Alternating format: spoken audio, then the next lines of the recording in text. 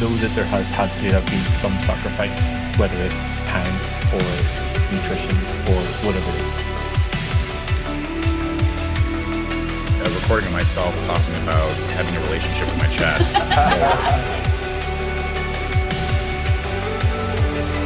I'm Ben Canning. I'm Dave Kennedy. And this is Heffing Hill podcast. What episode are we on?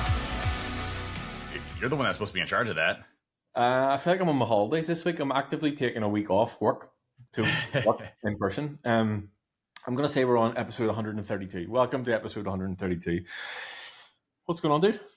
Well, I mean, I just got to hang out with one of my good buddies last week. You know, did some sightseeing. It was good to hang out with them, and had a good time. So yeah. No, obviously, Ben was in town for a couple days before his big event here coming up this week. Actually, today is Monday, February 26th, so you're literally getting this hot off the presses tomorrow. We had many opportunities to record a podcast, but we were just so busy, and now we're doing it last minute. Decided to do infinite other things while I was in Cleveland, and I was like, "We'll record it on Monday," and then it got to this morning. I was like, "Oh shit, we need to find time to do this today."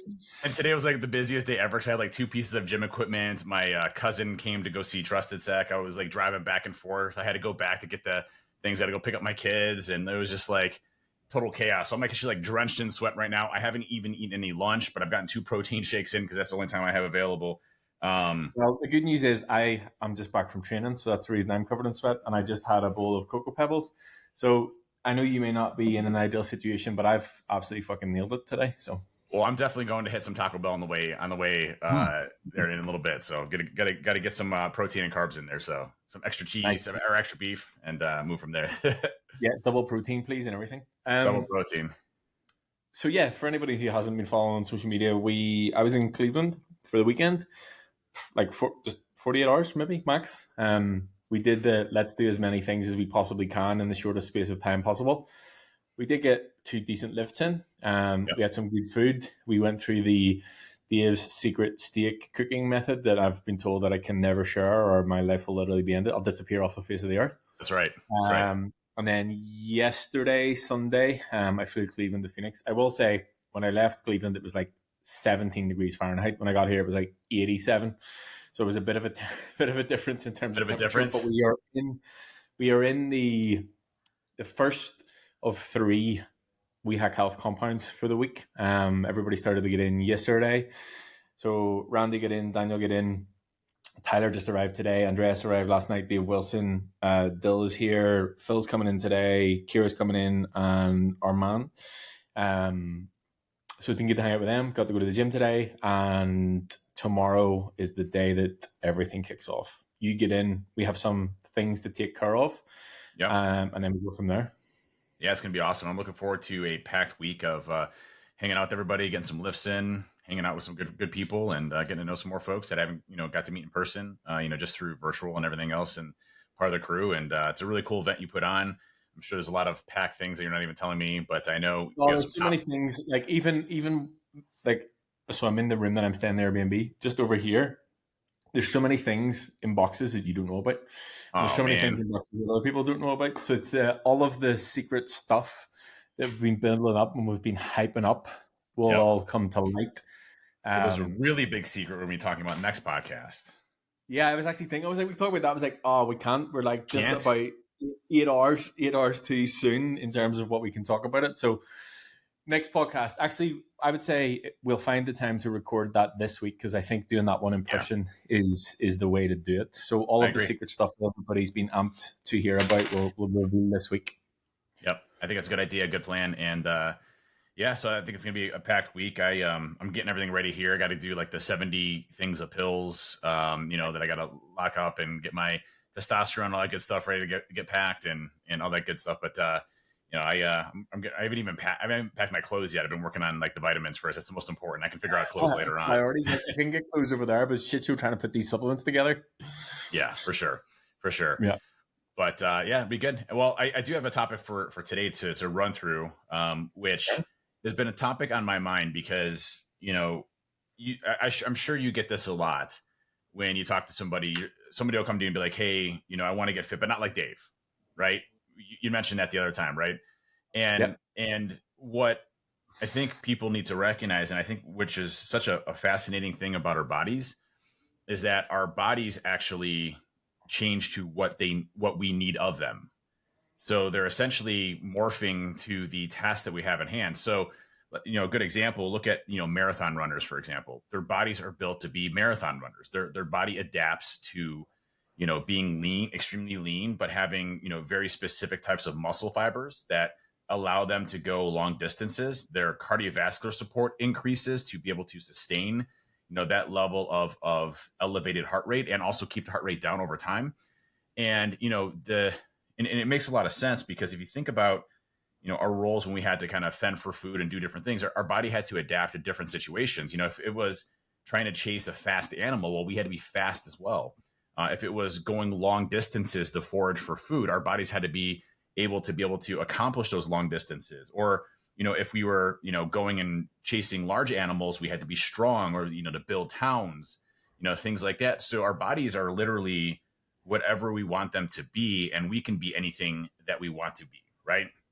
And I think that's the really cool part about, your fitness journey, is that, you have a lot of people that are like, well, I want to be really good at cardiovascular work and just run 1,000,000 miles. I love running. Cool. Your body adapts to that, right? Or I want to be, in a decent sized build, but be strong and cardiovascular fit as well. And your body adapts to that if you have to do a little bit of both, right? It's kind of like, the way I like to equate it is when you go into, any type of like MMORPG or like an RPG or something like that, and you get to select, like, are you a necromancer or a druid, or, a warrior, or, like a barbarian, your body is basically the same type of thing. Or are you a rogue? You got to be fast and, stealthy and quiet. So your build's got to be a little bit shorter. So, it's like those types of things that, I think I've really started to realize, over time, that, you can forge your body into being whatever it needs to be. Your body adapts to what that is. So if you're lifting extremely heavy weights, your body adapts to that, and you can lift heavier weights, right? If you're lifting weights for volume, well, your muscles grow in a different size to be able to handle that level of volume. So, what we're trying to look at, in your fitness journey is, what do you want to be? Do you want to be a necromancer, or a druid, or a barbarian, or a wizard? I feel like I want to be a barbarian. Definitely barbarian. No, there's no question. So it's funny. Anytime I ever select a character, it's always a barbarian. Like, I just want to be the go in, maul everything, be the tank, go in with everything, right? Very, very much to my personality, right?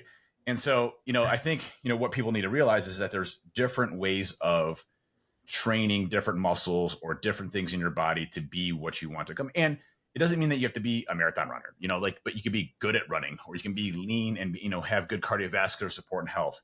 And your muscles will adapt to that. So, I think talking a little bit about how do you customize yourself, customize your character to be who you want is a good discussion.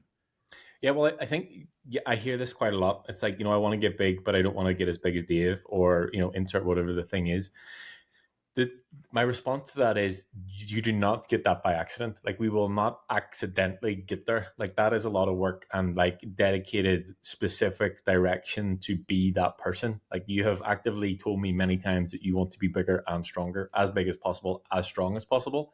So you'll not get there by accident. And I always laugh at, like, not always, but majority times, whenever I'm talking to the females, whenever they're talking about the gym, they're like, I don't want to like wake up big and bulky. And I was like, I've actively been trying to wake up big and bulky for 10 years, and I still don't feel like I'm there. So it's like understanding, number one, what you want from training, and number two, what you need to do specifically to get there. For me, I want to look strong and be strong. I want to have some level of fitness that if I need to do something that's physically taxing, I'll be okay. But I have no interest in doing super long distance endurance stuff. Like, if you need me to run from here to the end of the street to get something, cool. Anything past that, we're fucked.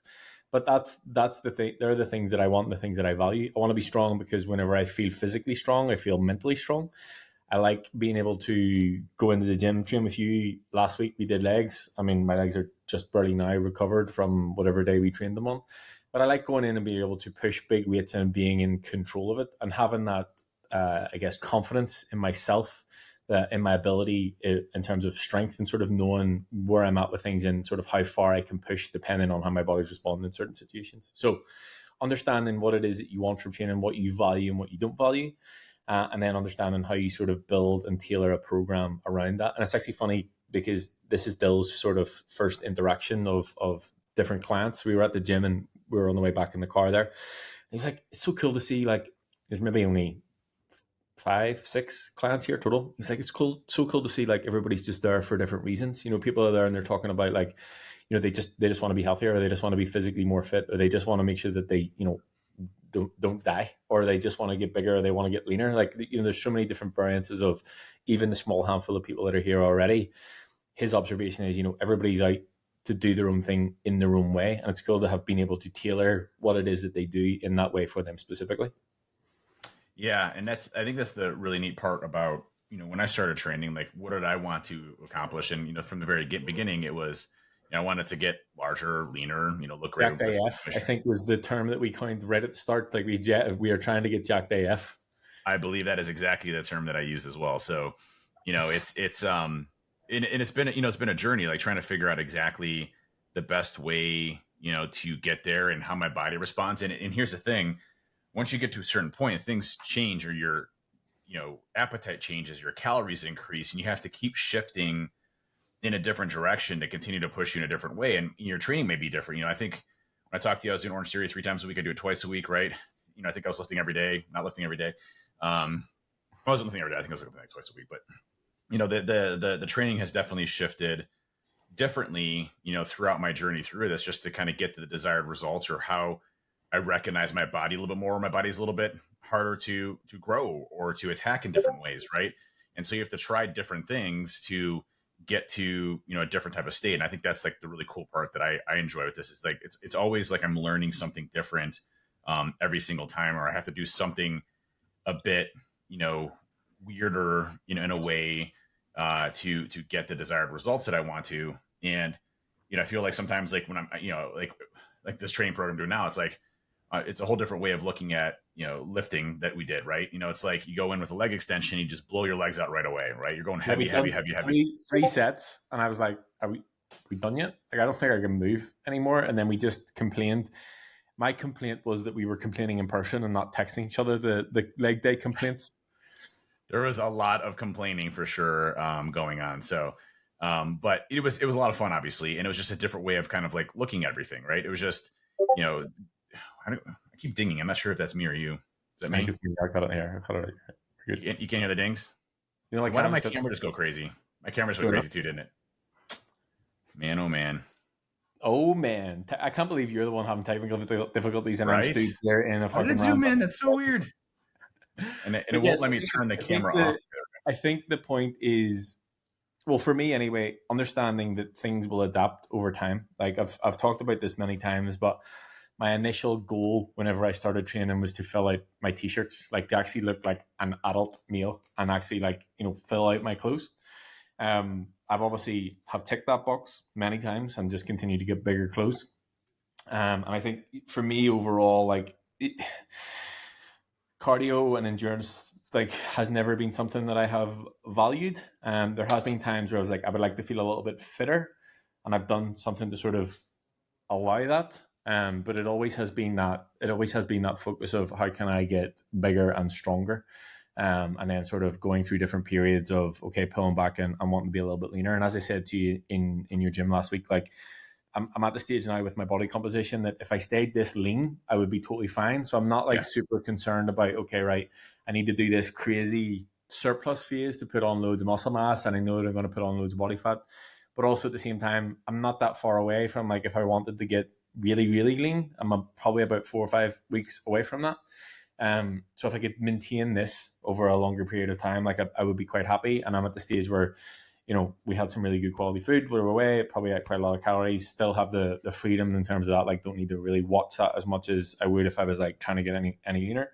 And my performance in the gym, like, I've absolutely no issues. Like, I feel strong, I feel in control, like all the movements are going up, and I'm hitting some all-time PR. So I'm at a stage in my training career, and bear in mind, this is now 10 years in, where I'm actually quite happy with the stage that I'm at. And one thing that we don't talk about enough, you and I specifically, or just coaches in general, is just being okay with the maintenance phase. So it's like, you know, whether it's you went through this really high growth phase or you went through this really difficult cut, actually just being okay with being in that. Like, like owning that weight, owning that body composition for 2, 3, 4 months, and then going, okay, right, I want to push things in either direction. I think we're so caught up in, okay, no, I need to be bulking, or I need to be cutting, or I need to be doing this, or I need to be doing that. It's like, why don't we just sort of like redefine what your baseline is? And again, just you're mentioning like things that change over time. Like our baseline calories will change based on body composition, based on what our training looks like, and how we even train. Like, I know that you and I are training much differently than we were probably this time last year. Just in terms of like what the intensity looks like, but also what the duration looks like. And that was a big thing for me to overcome, not towards the end of last year, but the year before, whenever I was working with James. It was like I sort of had it in my head that if I wanted to be in any way in shape, I needed, 2.5 hours in the gym, because that's what I used to have whenever I used to work in the gym floor. But Yeah. responsibilities are different now. Managing a business is different now. I don't have the 2.5 hours. I'm working in the gym, like actively have to go to the gym. I'm not just already there. So sort of understanding that you can still make the progress that you want, if not potentially more, if you're a little bit smarter about it. So it's not essentially being attached to this one process. It's about sort of learning as you go. And one thing I'm doing at the minute, I actually went through a call this morning with it, and I'm trying to just map it out, what it looks like, is actually changing the process of how I coach, because it comes from who I've been coached by. Doesn't mean that that's right or wrong. It's just what I know. So it's like, how can I sort of evolve that based on, the people that I now work with, what their needs are specifically, and learning almost how to coach the person and not just coach through the process. And that's sort of the stage that I'm at with my own experimentation and my own training and what I'm doing and what you and I are doing. And then how can I sort of filter that as to having an understand, okay, like what does the individual person need? Do they need the sort of data-driven extended, spreadsheet for check-in, or do they just need to know that I'm on the other side of the phone if, if shit hits the fan and they need something? And I've definitely learned, especially working with so many people and with the type of people that I do, everybody needs something different whenever it comes to the entire process.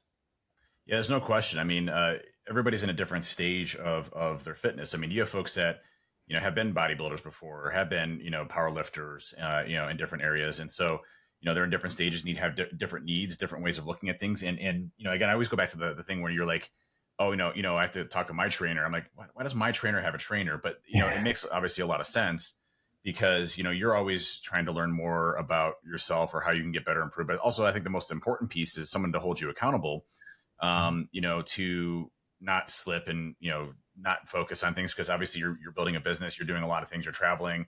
It's just as easy to not go and work out, not go and do something, and at the end of the day, I think you really need to take a look at, what your priorities are and say, well, is there a way for me to have some sort of support system to really help me out to get to those goals that I need? Or if I don't know how to get there, getting the help that you need to, to be able to move yourself in that direction. And it, truly is unique in every single way for every person, because every person has access to different gyms or different foods, different, lifestyles, different ways of looking at things. So those are all things that I think we need to be considerate of one another, that, not everybody has a gym at their house. Not everybody, has a gym, that even knows how to eat right or what macros are, different levels. And someone that's pretty dialed in has been doing it for 20 or 30 years, looking to do something a little bit different. Right. As we get older, maybe, you're not deadlifting 600 pounds, but you're focusing more on, fatiguing the muscle and attacking the muscle in different ways. So, it's just a journey that we all learn, as we go through. And mine has absolutely changed since then. How I eat, how I look at things. When I try to get my stuff focused in, my calendar is always, focused around when am I going to get my lift in. So I can, hold myself accountable, but obviously, make sure when I'm checking with you, when I do, that it is accountable for those different areas. So, it's just a lot of different things that, you kind of have to take into consideration as you're moving through this. And your journey, no one knows everything. Everybody's learning new things. There's new data studies coming out all the time about best ways of fatiguing. The truth of the matter is, if you lift heavy, you're lifting volume, and you're, keeping that time under tension, you're going to, gain muscle. Or if you're, traveling for distance, you're doing sprints, you're going to focus a little bit more on power and those quick bursts. If you're doing more, longer distances and trying to get your speeds up, that's going to condition you to be able to run longer distances at different speeds. So, again, it's just training your body to morph to what it needs to be, because at the end of the day, our bodies are designed to morph to the stressors that we put it under. It's such a cool mechanism, right? If our body's under stress, it adapts by trying to get stronger, to adapt to those types of situations. That's the only way it knows. So if we're not doing those stressors, we're not putting our bodies under any type of, physical stress or duress, it's not gonna try to change anything because everything's fine. And our body doesn't know any different, right? But at the same time, our bodies start to break down because we essentially didn't have any purpose or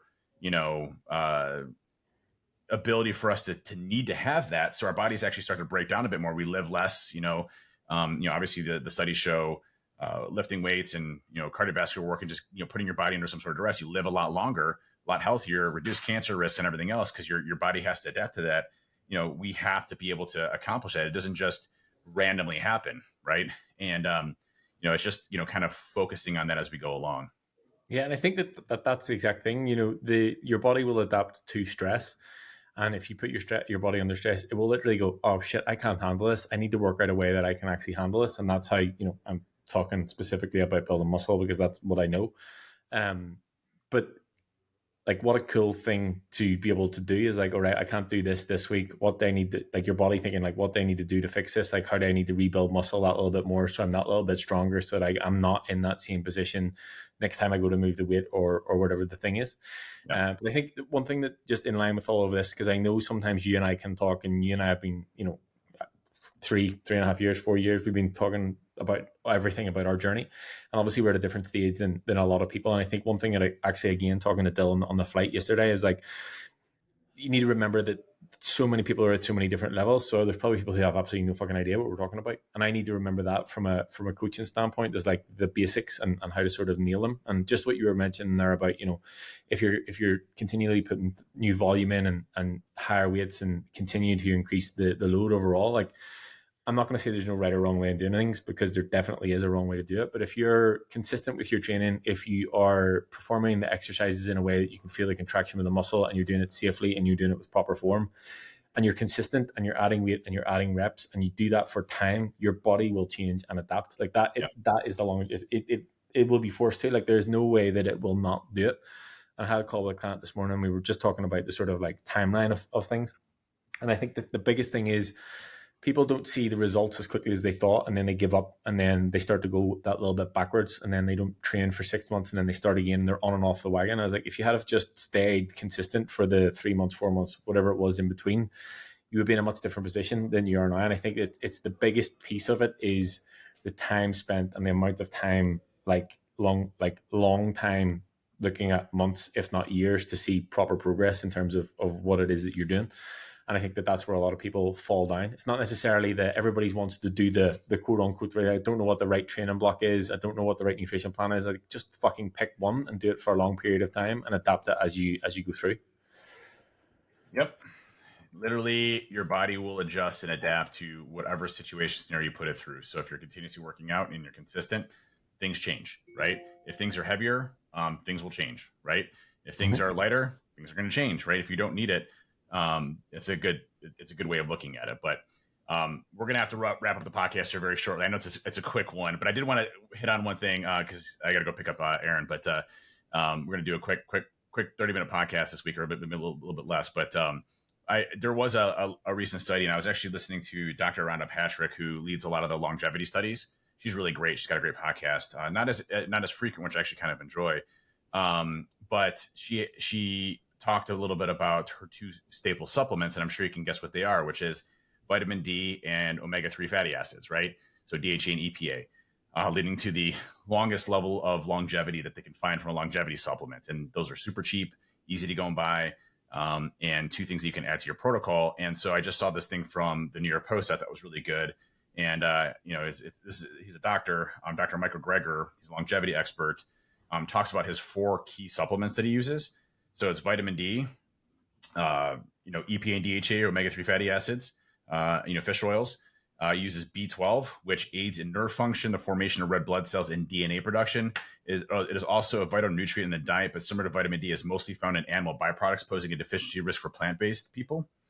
And then he talks a little bit about his kind of antioxidant protocol, which is a little bit of, mixture of a few different things.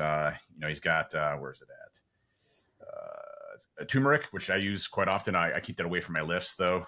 You don't want a anti-inflammatory, usually around the same time you lift. Black cumin, ground ginger, and gooseberry powder is kind of his like little supplement he uses as a fourth. But the antioxidants very powerful for cleaning up some of your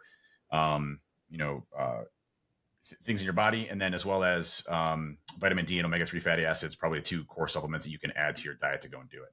For sure. And I think that, obviously, I mean, I talk about supplements endlessly, and I'm very conscious that I'm like, I don't want to just be the guy that just recommends supplements straight off the bat. But if people want a baseline in terms of supplements, definitely vitamin D is something I would recommend for everybody to be consuming.